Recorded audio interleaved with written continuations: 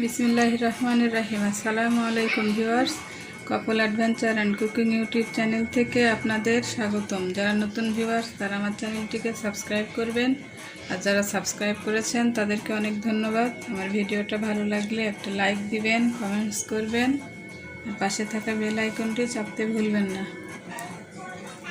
বন্ধুরা, আমি আজকে আপনাদেরকে পাক্কি বিরিয়ানি করে দেখাবো। তাহলে চলুন কিভাবে রান্নাটা করব রেসিপিটা দেখে নিই। বন্ধুরা, এখানে আমি 4.5 কেজি গরুর মাংস নিয়ে নিয়েছি। হাড় এবং চর্বি সহ ছোট ছোট করে আমি এটা বিরিয়ানি রান্না করব। 3 কেজি চাউলের জন্য মাংস নিয়েছি 4.5 কেজি। এখন আমি মাংসটাকে ম্যারিনেট করে রাখবো। 4.5 চামচ দিব পেঁয়াজ বাটা, 4.5 চামচ আদা বাটা। আমার সবই এরকম 4.5 চামচ, মানে এই বাটিটার 1 বাটি, এভাবেই সব দিতে হবে মেজারমেন্ট করে। আবারও 1 বাটি দিলাম রসুন বাটা। বন্ধুরা, আমি বাটিটা মেজারমেন্ট করে নিয়েছি। টক দই দিব, এবার দিব 1 বাটি লবণ, মরিচের গুঁড়া, ধনিয়ার গুঁড়া 1 বাটি। বন্ধুরা, আমি এখন মাংসটা হাত দিয়ে খুব ভালো করে মেখে রাখবো। সমস্ত মশলাগুলো মাংসের গায়ে খুব ভালোভাবে মাখতে হবে।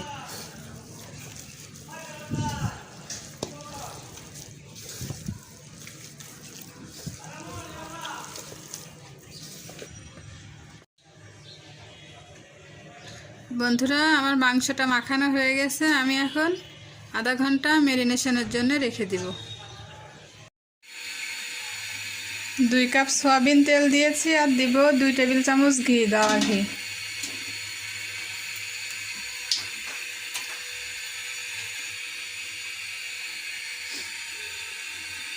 এখানে আমি যে মশলাগুলো নিয়েছি এটা হলো শাহি জিরা, কাবাব চিনি, জয়িত্রী, বড় এলাচ, ছোট এলাচ, তেজপাতা 5-6 টুকরা, দারুচিনি 5-6 টুকরা, গোলমরিচ, লবঙ্গ, স্টার আনিস, বড় এলাচ, এগুলো আমি এখন ফোড়ন দিব।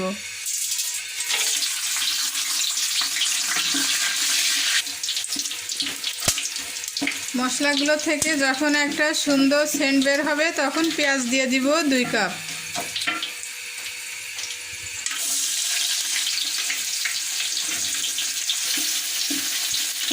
এগুলো হালকা লাল লাল হলে আমি ম্যারিনেট করা মাংসগুলো দিয়ে দিব। এটা পুরো লাল হবে না, হালকা একটু নরম হয়ে আসলেই মাংসটা দিয়ে দিব। আমার পেঁয়াজগুলো ভাজা হয়ে গেছে, আমি এখন মাংসগুলো দিয়ে দিব।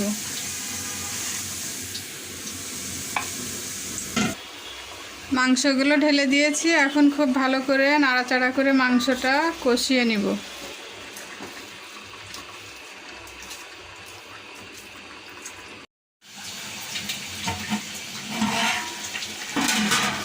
মাংসটা একটু নেড়ে দিব।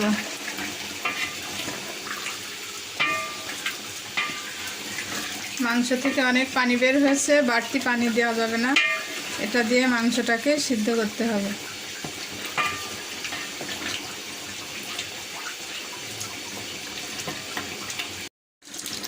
মাংসটার মধ্যে দিব 5-6টা আলু বোখারা।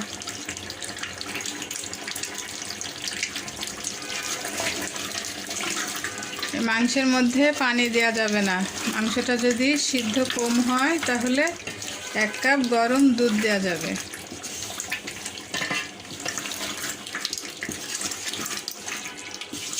এভাবে আবারও ঢেকে রাখবো 20 মিনিটের মতো।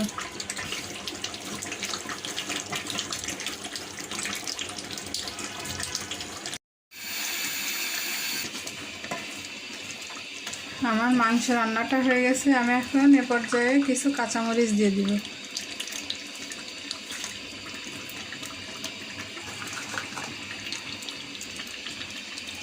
দিয়ে মাংসটা নামিয়ে দ্বিতীয় স্টেপে চলে যাব।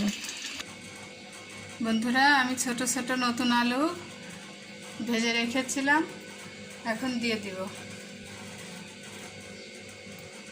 অনেক মাংস আর অনেক ভাত, আমি কখনো একসঙ্গে এত রান্না করি নাই বন্ধুরা, অনেক টেনশনে আছি। আমি মাংসটা একটু কমিয়ে নিয়েছি, এখন এর উপরে ভাতের লেয়ার দিব।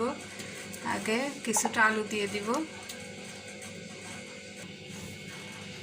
3 কেজি চিনি গুঁড়া পোলাও চাউল আমি লবণ এবং একটু তেল দিয়ে 90% সিদ্ধ করে রেখেছি। এখন এগুলো দিয়ে দিব। দেখুন বন্ধুরা,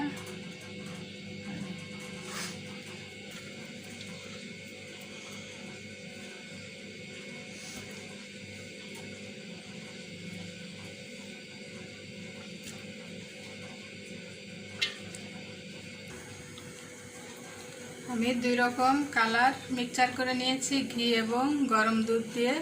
এর মধ্যে গোলাপ জল আছে, এগুলো এখন এই ভাতের উপরে দিব।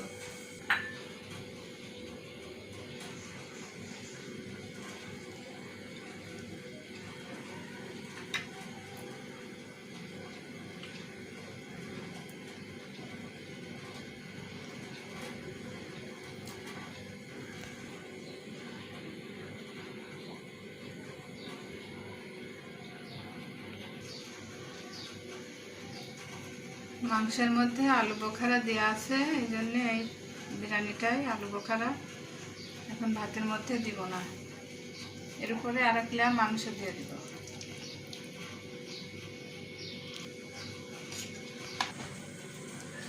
মাংসের লেয়ার দেওয়া শেষ, আমি আরেক লেয়ার ভাত দিব।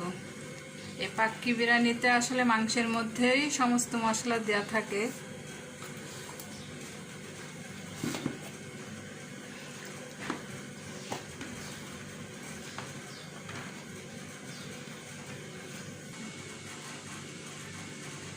বন্ধুরা, আমার 3টা লেয়ার দেওয়া শেষ, আমি এখন ভাতটা দমে বসাবো।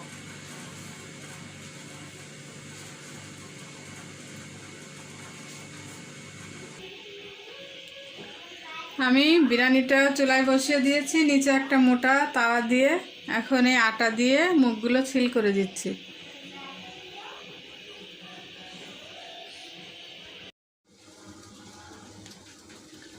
আমার বিরিয়ানি রান্নাটা শেষ হয়ে গেছে, আমি এখন হাঁড়িটা খুলবো।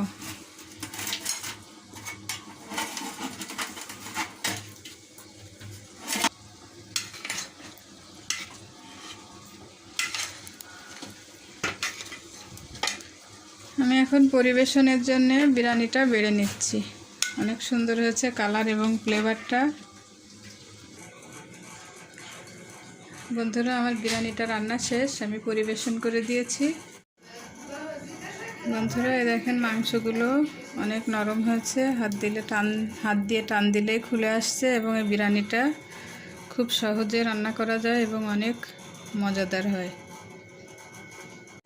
তো এরকম মজার রেসিপি পেতে আমার চ্যানেলটিকে সাবস্ক্রাইব করবেন, আমার পাশে থাকবেন, আর পাশে থাকা বেল আইকনটি চাপতে ভুলবেন না। আমার রেসিপি কেমন লাগলো কমেন্টস করে জানাবেন। সবাই ভালো থাকবেন, আমার জন্য দোয়া করবেন। আল্লাহ হাফেজ।